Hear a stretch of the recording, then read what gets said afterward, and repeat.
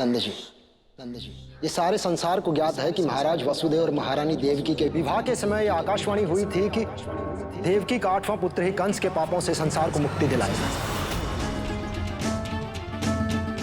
इसलिए कान्हा ही है महेशमती का राजकुमार, यदुकुल का गौरव और महाराज वसुदेव और देवकी का 8वां पुत्र।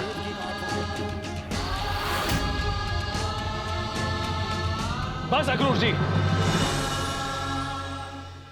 तो आप ये कहना चाहते हैं कि हमारी कोई संतान नहीं, हम निसंतान हैं? नंद जी, मैंने ये नहीं कहा कि कान्हा आपका पुत्र नहीं है। आपने उसका पालन पोषण किया है। संसार में कान्हा आपका ही पुत्र कहलाएगा। अक्रूर जी, आपकी सहानुभूति के लिए बहुत बहुत धन्यवाद, परंतु मैं कदापि ये नहीं मानूंगा कि कान्हा हमारा पुत्र नहीं। नंद जी, सत्य तो यही है कि कान्हा आपके पुत्र नहीं है, अपितु संसार के पालनहार हैं, साक्षात भगवान विष्णु के परम अवतार हैं और केवल कंस का अंत करने के लिए ही महारानी देवकी के गर्भ से अवतरित हुए हैं। बस अक्रूर जी, हर बात की एक मर्यादा होती है और आज आपने अपनी हर मर्यादा का उल्लंघन किया है। पहले आपने कहा कि कान्हा किसी और का पुत्र है और अब आप कह रहे हैं कि वो भगवान विष्णु का अवतार है। अब मुझे और असत्य नहीं सुनना, इसलिए मैं यहां से जा रहा हूं।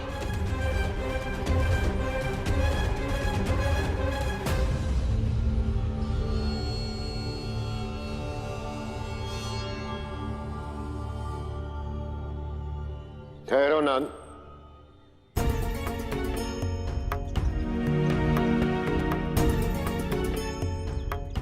क्षमा कीजिए गुरुजी, अक्रूर जी इतने बड़े बड़े असत्य कह रहे हैं और आप उनसे कुछ नहीं कह रहे। आप तो हमारी कान्हा को भली भांति जानते हैं, तो कहिए अक्रूर जी से कि कान्हा देवी देवकी का नहीं, यशोदा का पुत्र है। नंद, मैं जानता हूं कान्हा आपका पुत्र है, किंतु आपके लिए सत्य को जानना अत्यंत आवश्यक है।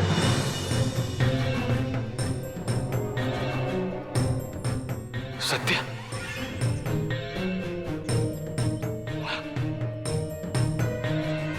आप कौन से सत्य की बात कर रहे हैं? नंद, ये गर्ग संहिता है। इसे मैंने उस दिन लिखना प्रारंभ किया था जिस दिन संसार में यह आकाशवाणी हुई थी कि देवकी का 8वां पुत्र ही कंस का अंत करेगा और भगवान विष्णु ने स्वयं मुझे दर्शन देकर कृष्ण अवतार की लीला लिखने का आदेश दिया था। ऋषिवर, आप संसार में आने वाले कल्याण और कलयुग में मनुष्यों के मार्गदर्शन के लिए कृष्ण के जन्म, दर्शन और लीलाओं को लिपिबद्ध कीजिए, क्योंकि यही शिक्षाएं आने वाले घोर कलयुग में मनुष्यों का मार्गदर्शन करेंगी।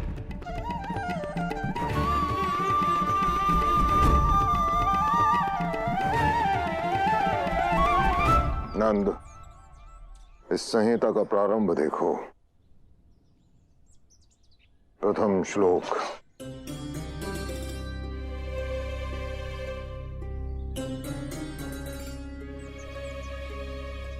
नारायणं नमस्कृत्य नरं चैव नरोत्तमं देवीं सरस्वतीं व्यासं ततो जयमुदीरये। अर्थात नारायण अपनी लीला के लिए नर के रूप में अवतरित होंगे और वो नारायण और कोई नहीं, तुम्हारा पुत्र कान्हा है।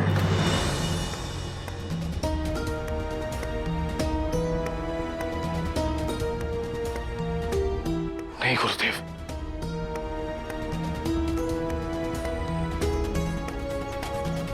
ऐसा नहीं हो सकता। नंद, तुम सौभाग्यशाली हो। तुम्हारे पूर्व जन्मों का फल है ये कि स्वयं नारायण ने तुम्हें अवसर दिया। देवकी और वसुदेव ने कान्हा को केवल जन्म दिया, लेकिन इस संसार के लिए तुम कान्हा के पिता बने।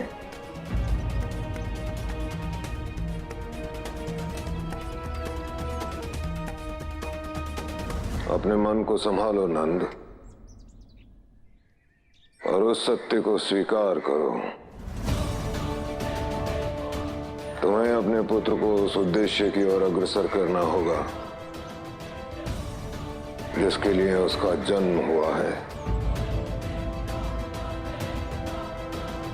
नंद बाबा, अनर्थ हो गया। वो कान्हा अकेला ही मथुरा की ओर जा रहा है। कान्हा मथुरा?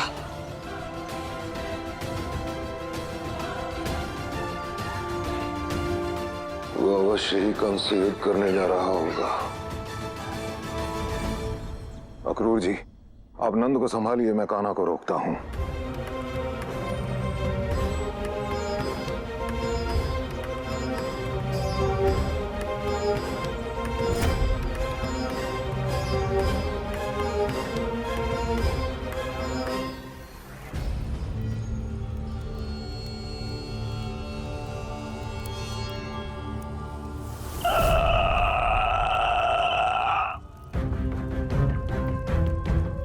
अरे भगवान, ऐसी होली, ऐसी लठमार होली खेली गई वृंदावन में कि रंग की जगह रकत बहगो, काम मक्खन है गो भगवान।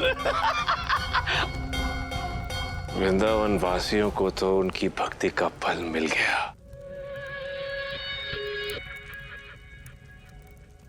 अब उन भक्तों के भगवान को फल मिलना शेष है। एक बार वो अक्रूर मेरे दोनों भांजों को यहां ले आए।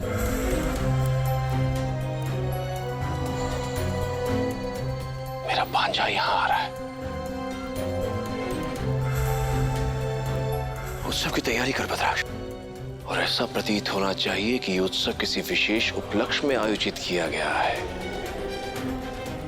इस उत्सव में मैं उस ताता थैया का कंस नाम सत्य कर दूंगा, किसी शस्त्र से नहीं, बाहुबल से।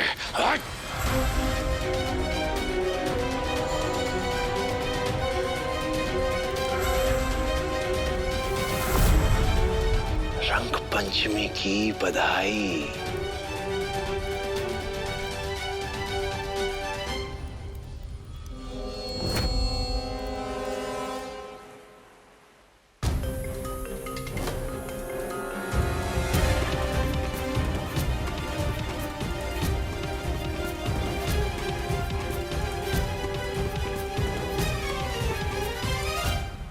ठहर जाइए प्रभु। गुरुदेव, आप यहाँ? नहीं गुरुदेव, मुझे कंस का अंत करना ही होगा। उसके अधर्मों को रोकने का केवल एक ही मार्ग शेष है गुरुदेव। मैं जानता हूँ प्रभु, कंस का अंत का समय आ गया है, किंतु एक सत्य अभी आपको जानना शेष है। उस पूर्ण सत्य को जाने बिना आप उसका अंत नहीं कर सकते। आप किस सत्य की बात कर रहे हैं गुरुदेव? आइए प्रभु, मेरे साथ आइए, मुझे वह सत्य आपको बताना ही होगा।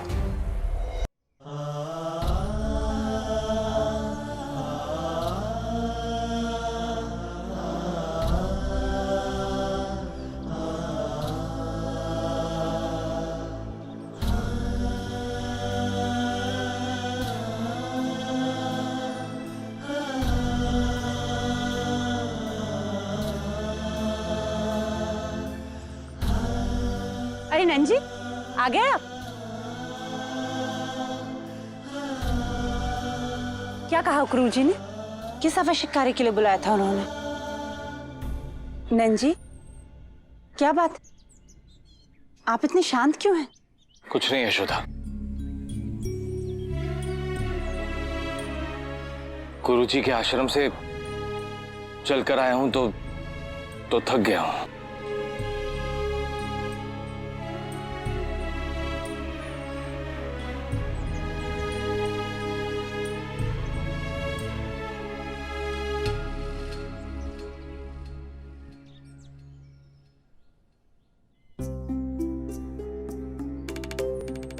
इतनी सी यात्रा और नंद जी थक गए? वे अवश्य ही मुझसे कुछ छुपा रहे हैं।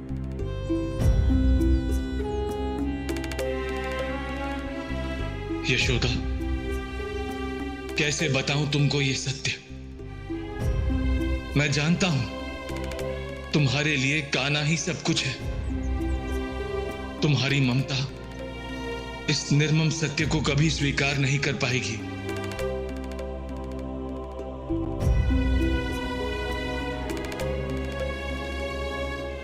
नंजी, आप ठीक तो हैं?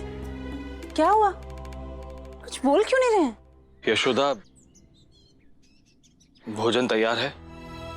जी, मैं अभी लगाती हूँ।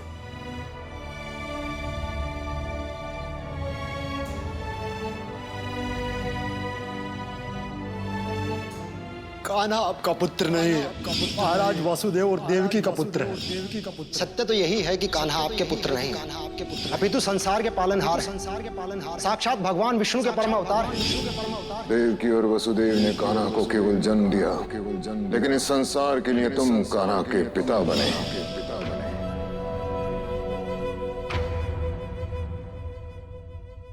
नंजी, क्या बात है नंजी? आप जब से आश्रम से वापस आए, आपका मन बहुत दुखी है। ऐसा क्या कहा क्रूर जी ने जिसने इतना दुख भर दिया आपके मन में?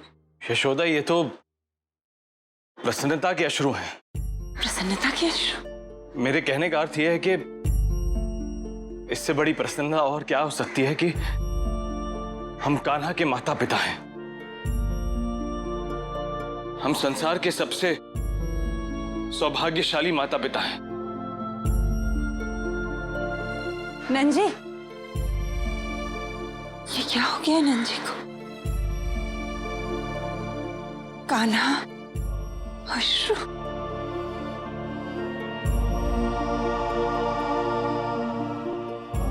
नंजी के मन में चल रही इस दुविधा को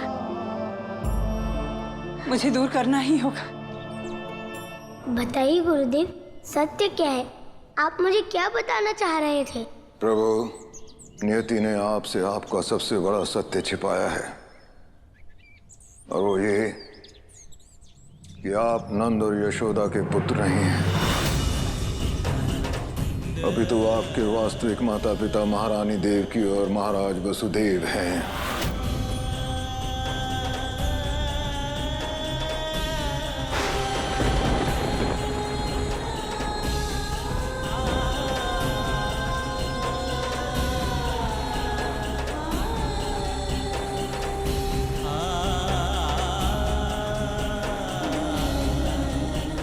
नंदरानी और नंद ने केवल आपका पालन पोषण किया है, किंतु आपको जन्म दिया है वासुदेव और महारानी देवकी ने, जो वर्षों से कंस की कारागार में बंदी हैं और वर्षों से आपकी प्रतीक्षा कर रहे हैं, इस आशा में कि आप उन्हें कंस के अत्याचारों से और कंस की कारागार से मुक्ति दिलाएंगे।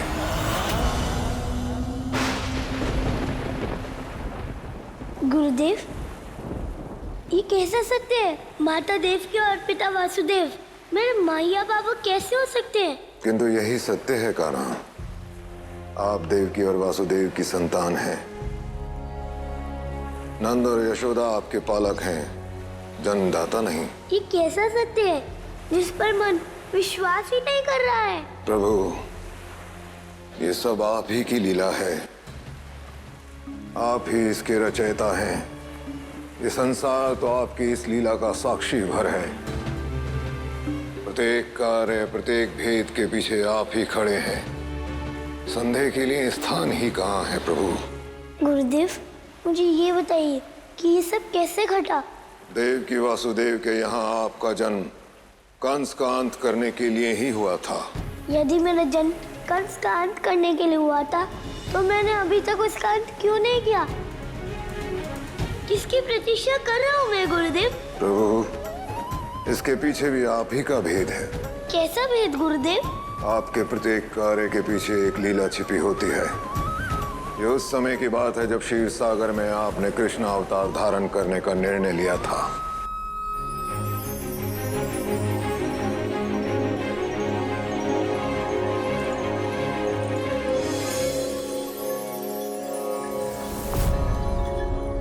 हे देवों, आप सत्य कह रहे हैं। मुझे धरती पर अवतार धारण करना ही होगा, क्योंकि कंस का अत्याचार दिन प्रतिदिन बढ़ता जा रहा है। परंतु मेरा यह अवतार देव शक्ति धारक नहीं होगा।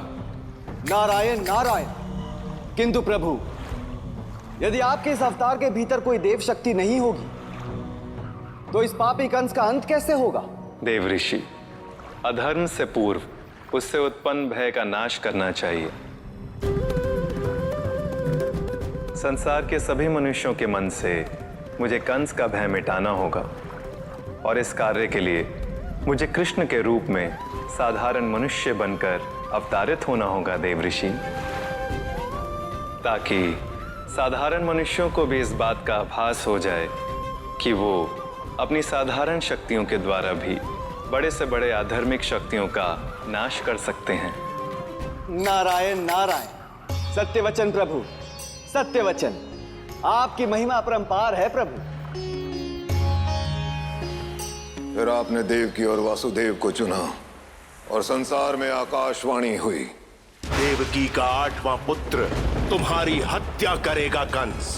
तुम्हारी हत्या करने के लिए ही वो संसार में अवतरित होने जा रहा है।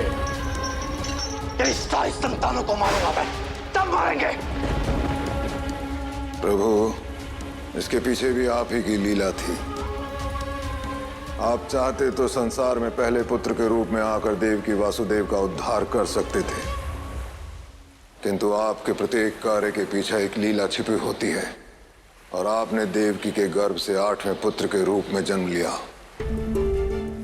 किंतु पहले 6 पुत्रों का स्मारोदगे पतंग, परिश्वं, क्षुद्रभूत, धृणी, उन सभी का ब्रह्मा के श्राप से उद्धार करना था, क्योंकि ब्रह्मदेव के श्राप के अनुसार उनका उद्धार किसी असुर के हाथों ही होना था। और 7वें रूप ने आपकी बड़ी माता रोहिणी के गर्भ से बलराम के रूप में जन्म लिया।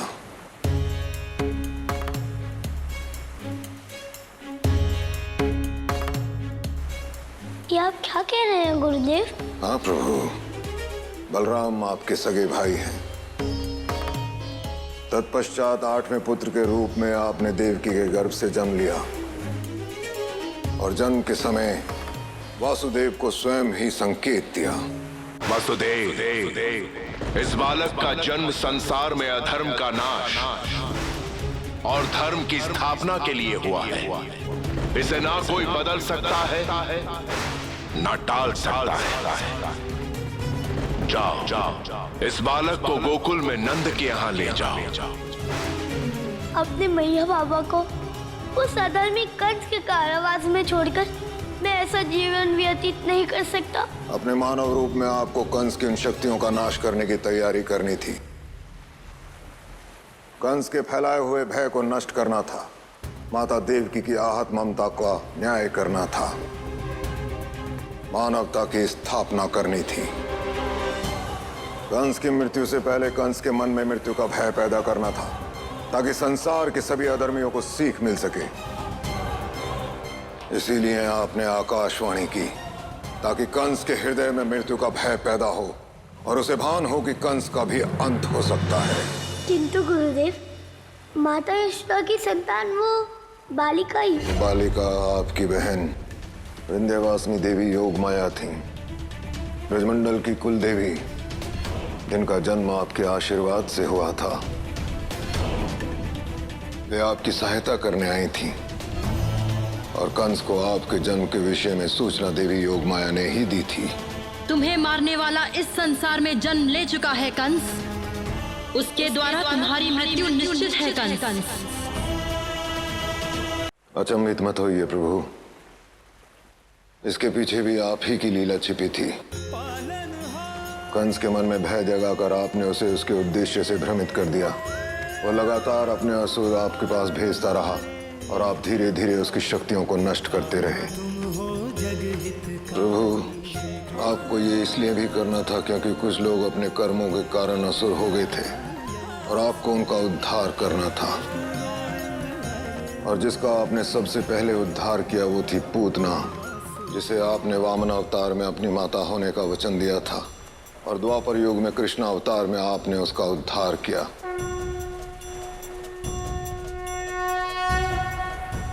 प्रभु, आपने पुत्र बन के अपने दिए हुए वचन को निभाया और तत्पश्चात पूतना का वध कर दिया।